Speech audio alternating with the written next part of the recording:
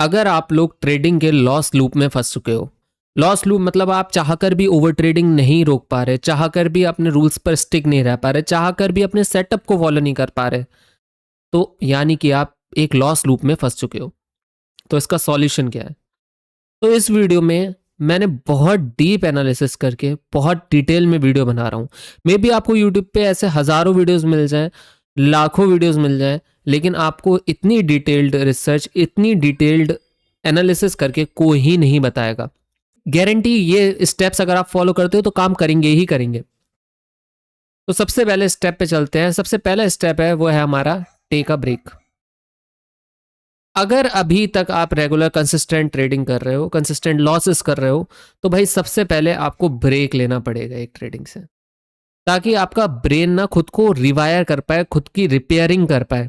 अभी आप चाह कर भी आप सोचो कि मैं 2-3 दिन का ब्रेक ले लूं, ठीक है, उसके बाद मैं फिर से ट्रेडिंग स्टार्ट करूं, भाई आप 2-3 दिन में बिल्कुल भी अपने ब्रेन को रिपेयर नहीं कर सकते। मैं सच्ची बोल रहा हूँ, मेरे साथ हो चुका है इसलिए मैं बोल रहा हूँ। तो अगर आपको अपने ब्रेन को दोबारा से रिवायर, दोबारा से जागरूक या दोबारा से एक ट्रेडर ब्रेन की तरह सोचना है, तो भाई एटलीस्ट आपको 21 डेज का ब्रेक लेना पड़ेगा। और मैं गारंटी देता हूं इसको कोई ही पूरा नहीं कर पाएगा इस ब्रेक को, क्योंकि 2-3 दिन के बाद ही खुजली बचने लगती है कि भाई चलो मैं ट्रेड करता हूँ, चलो मैं ट्रेड करता हूँ, चलो मैं ट्रेड करता हूँ। अरे इस बार नहीं करूंगा, इस बार लॉस, अपना लॉस के रूल्स फॉलो करूंगा, अपने सेटअप पे रहूंगा, लेकिन कोई फॉलो नहीं करता। तो इसलिए आपको कैसे भी करके सबसे पहले 21 डेज अपने कैलेंडर में कट करने हैं। हर दिन आपको ये 21 डेज तक कट करते रहना है, जब तक आपको ट्रेडिंग नहीं करनी। 21 डेज तक आपको ट्रेडिंग बिल्कुल भी नहीं करनी, बिल्कुल हाथ ही नहीं लगाना, एनालिसिस वगैरह कुछ नहीं। अगर ध्यान देना ही है तो भाई सिर्फ लर्निंग पे ध्यान दो। हाँ, अगर लर्निंग के लिए एनालिसिस कर रहे हो तो वो गुड है, लेकिन आप सोचो कि आप सिर्फ ट्रेड करने के लिए एनालिसिस करो, या फिर आप सोचो कि कल यार बहुत अच्छा ट्रेड बनना है, आपको लाखों करोड़ों रुपए दे के चला जाए, लेकिन फिर भी आप 21 डेज तक ट्रेड नहीं करोगे। ओके, तो पहला रूल हमारा यह है कि 21 डेज तक आपको एक ब्रेक लेना है ट्रेडिंग से। नो मैटर वॉट, कुछ भी हो जाए, कितना भी अच्छा ट्रेड मिले, लेकिन आपको 21 डेज तक ट्रेड नहीं करना। Okay, step 2, understanding mistakes. In 21 days में आपको एक चीज और करनी है, लर्निंग के साथ साथ अपनी मिस्टेक्स को देखना है कि आप कहां पर मिस्टेक्स करते हो। और मैं सबसे कॉमन मिस्टेक बता रहा हूं, सारे ट्रेडर्स ये ही मिस्टेक करते हैं, इसके सिवा मैं मानता हूं कोई मिस्टेक जो सबसे बड़ी हो सकती है वो हो ही नहीं सकती। इससे बड़ी कोई मिस्टेक हो ही नहीं सकती किसी भी ट्रेडर की। ये है profitable trades can mess up your psychology more than losing trades. इसका मतलब ये है कि जो आपकी प्रॉफिटेबल ट्रेड्स होती हैं वो आपकी साइकोलॉजी को ज्यादा खराब करती हैं लूजिंग ट्रेड से। अब आप कहोगे ये तो क्या क्या बोल रहा है, पागल हो गया ये। मैं सही बोल रहा हूँ। मान लो आप दिन में सोचा कि आपने सिर्फ एक ट्रेड लोगे, ठीक है, आपने सोचा सिर्फ एक ट्रेड लोगे, लेकिन फिर आपने क्या करा, आपको एक बहुत अच्छा सेटअप मिला, आपने उस दिन एक और ट्रेड करी, यानी कि आपके दिन की 2 ट्रेड होंगी और आपको दोनों ट्रेड्स में प्रॉफिट हो गया। यहां से ही आपकी साइकोलॉजी खराब हो जाती है।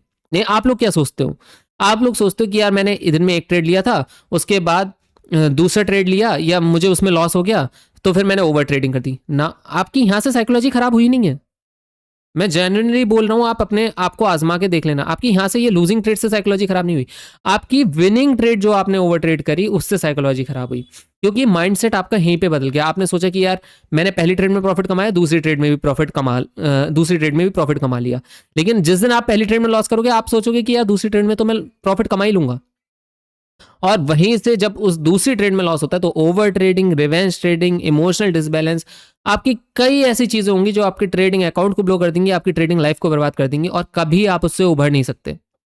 ओ सॉरी। तो इसलिए आपको इस चीज को समझना होगा कि आपकी जो लूजिंग ट्रेड है वो आपकी ट्रेडिंग साइकोलॉजी को खराब नहीं करती, जो आपकी प्रॉफिटेबल ट्रेड है वो आपकी साइकोलॉजी को खराब करती है। तो इसलिए बिल्कुल भी आपको सबसे पहले ये सोचना है कि मुझे चाहे कुछ हो जाए, मुझे पहली चीज तो अपनी ओवर ट्रेडिंग मेरी यहां से नहीं, लूजिंग ट्रेड से नहीं रुकेगी, मेरी ओवर ट्रेडिंग रुकेगी। जिस दिन मैं प्रॉफिटेबल होऊंगा उस दिन भी मैं एक ट्रेड करूंगा, जिस दिन मैं लॉस मेकिंग होऊंगा उस दिन भी मैं सिर्फ एक ही ट्रेड करूंगा, चाहे कुछ हो जाए। और इसके बाद आप रिजल्ट्स खुद देख लेना, अनबिलीवेबल रिजल्ट्स होंगे। और इस पॉइंट को अगर एक बार समझना है, 1000 बार सुनना, तब आपकी समझ आएगा। और आप फिर उसके बाद अपनी ट्रेड्स को एनालाइज करना, तो आपको ये ध्यान आएगा, आप भी मन में ये कहोगे कि हाँ यार मेरी यहाँ पर गलती थी। ठीक है, चलो अब अपने स्टेप 3 की तरफ चलते हैं। स्टेप 3 है start making journal at any cost. भाई चाहे कुछ हो जाए, आपको ट्रेडिंग का, जब आप 21 डेज के बाद स्टार्ट करोगे अपनी ट्रेडिंग, तो आपको एक जर्नल मेंटेन करना जरूरी है। जितनी भी ट्रेड्स लो, नो मैटर व्हाट, आपको जितनी भी ट्रेड्स लेनी है उनका एक जर्नल बनाना है। चाहे आपका लॉस हुआ, चाहे प्रॉफिट हुआ, चाहे आपने किसी दिन ओवर ट्रेडिंग भी करी हो। पहली बात, आपको ओवर ट्रेडिंग करनी नहीं है, लेकिन मान लो कभी आपने इमोशनल डिसबैलेंस हुआ हो, या फिर आप ऐसा लगाना भूल गए हो, या कुछ भी हुआ हो, आपको सब उस जर्नल में लिखना है, A to Z चीज। आपकी एनालिसिस गलत थी, आपकी एनालिसिस सही थी, क्यों लॉस हुआ आपको, ठीक है, आपको सब उस ट्रेडिंग जर्नल में लिखना है। और ये मैंने जब ट्रेडिंग जर्नल अपना बनाना स्टार्ट करा था, तो आप विश्वास मानो, मेरे जो पीएनएल में काफी चेंज मेरे को देखने को मिला था। काफी बड़ा, छोटा मोटा नहीं, काफी बड़ा चेंज देखने को मिला था। जब आपको पता होता है ना कि यार शाम को आपको डेटा चढ़ाना है उसमें, तो आप उसमें क्या लिखोगे, ट्रेडिंग जर्नल को क्या मुंह दिखाओगे अपना। तो इस तरीके से आपका ट्रेडिंग जर्नल बहुत हेल्प करता है आपकी ट्रेडिंग लाइफ को सुधारने में। और जब पता है, एक और चीज़ और बताता हूँ, जब मान लो मेरे साथ जो किस्सा हुआ था, मैं वो बताता हूँ आपको। मैंने पहले ट्रेडिंग जर्नल बनाना शुरू करा, उसके बाद भी मैंने अपना एक ट्रेडिंग का अकाउंट, जितना भी उसमें कैपिटल था, सब लो कर दिया था। लेकिन उसके बाद जब मैंने उसको फिर से एक ब्रेक लेके, जब मैंने उसको देखा ट्रेडिंग जर्नल को, और 21 डेज के ब्रेक लेने के बाद जब मैंने देखा, तो मुझे मुझे मेरी गलतियां दिखी A to Z, कि मैंने अकाउंट वो क्यों ब्लो करा था, मेरा लास्ट ट्रेड कौन सा था, मेरे बीच में ट्रेड्स कौन से थे, कहाँ से मेरी गलतियां शुरू हुई। तो उसके बाद मैंने अगले अकाउंट से वही गलतियों को बस बैन कर दिया, और वही गलतियां करना बंद कर दिया। उसके बाद से मेरा अकाउंट सही चलने लगा, मुझे लॉसेस बहुत कम होने लगे, ओवर ट्रेडिंग कम होने लगी, इमोशनल ट्रेडिंग कम होने लगी, और तब से मेरी ट्रेडिंग लाइफ में काफ़ी सुधार आ गए। तो अगर आपको भी अपनी ट्रेडिंग लाइफ सुधार करनी है, तो आपको इन स्टेप्स को फॉलो करना पड़ेगा। ओके, अब हम स्टेप 4 की तरफ चलते हैं। Follow one single setup for at least 1 month. देखो, लोग कहते हैं कि 100 ट्रेड्स लो एक सिंगल सेटअप पे, लेकिन लगभग आपको अगर अपने सेटअप पे भरोसा है, तो मैं मिनिमम से मिनिमम बोल रहा हूँ, आपको 1 मंथ चाहिए ही चाहिए। 1 मंथ आपको चाहिए ही चाहिए एक सेटअप पे कंसिस्टेंटली और डिसिप्लिन होके ट्रेड करने के लिए। ठीक है, अब देखो, मैं कोई आलतू फालतू सेटअप को फॉलो मत करना, कोई एक अच्छा सेटअप ढूंढना। ठीक, कोई भी सेटअप हो आप, जिसका कम से कम 1:2 तो रिस्क टू रिवॉर्ड रेशियो कम से कम होना चाहिए। 1:3 हो तो और ज़्यादा बेटर है, क्योंकि 1:1 मेरे हिसाब से इतना ज़्यादा बेहतर नहीं है। ठीक है, अगर आप इस चीज़ से, लॉस लूप से गुजर रहे हो तो। ठीक है, तो अगर आपका एक भरोसेमंद सेटअप है, तो आपको एटलीस्ट उस पर 1 मंथ तक लगातार ट्रेड करना है। और उसके सिवा आपको ना कोई सेटअप देखना है, ना कहीं से लर्निंग लेनी है, ना गैम्बलिंग करनी है, ना आपको ओवर ट्रेडिंग करनी है, सिर्फ उसी सेटअप पे। और अगर सेटअप ऐसा हो जो 1-2 ही ट्रेड बनाए दिन का, तो वो और ज़्यादा बेहतर है। ओके, अब चलो हम नेक्स्ट उस पर चलते हैं। Step 5, trade half of your position sides. अभी तक आपने, मान लो आप निफ्टी में 1 लॉट से ट्रेड करते थे, ये सॉरी 2 लॉट से ट्रेड करते थे, या फिर आप दिन का लॉस लेते थे 2,000 रुपये। ठीक है, जिससे आप सोचते थे कि इससे मेरी साइकोलॉजी पे इंपैक्ट नहीं पड़ेगा। अब आपको क्या करना है, 1,000। ये करके देखना, आराम से अपनी सेटअप पे भी फॉलो रह पाओगे, अपने ट्रेडिंग जर्नल को भी मेंटेन कर पाओगे, ओवर ट्रेडिंग भी नहीं करोगे, इमोशनली भी बैलेंस्ड रहोगे, गारंटी है इस चीज़ की। ठीक है, अगर 1,000 का लॉस लेते थे, तो आप 500 का कर दो। ठीक है, 500 का करते थे, 250 का ले लो, और 250 का करते थे तो 125 का ले लो। ठीक है, और अगर 100 रुपए का लेते थे तो 50 का कर दो, लेकिन अपनी आपको क्वांटिटी हाफ करनी है।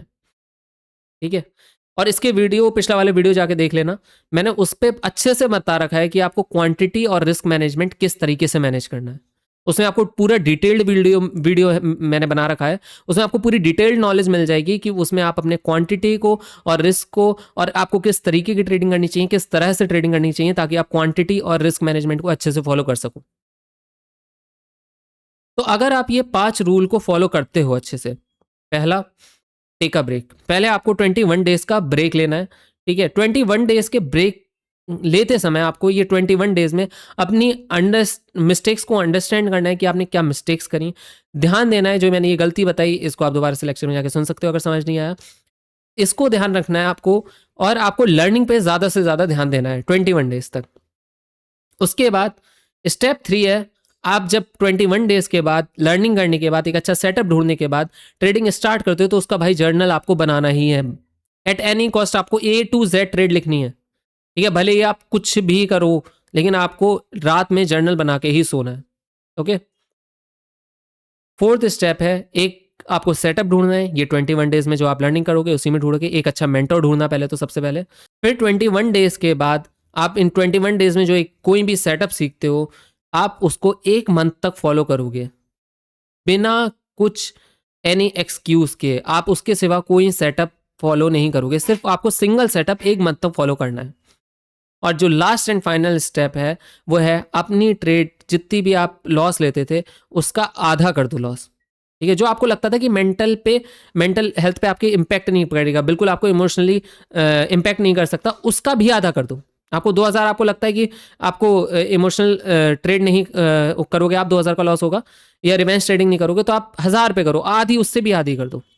तो जब आप ये सारी चीज़ें फॉलो करोगे, आप 1 मंथ के बाद या फिर जो भी आप लगभग 1.5 महीने के बाद, 1-1.5 महीने के बाद आप मुझे खुद आके कमेंट में बोलोगे कि हाँ भाई, मेरा ट्रेडिंग में काफ़ी ज़्यादा सुधार देखने को मिला है।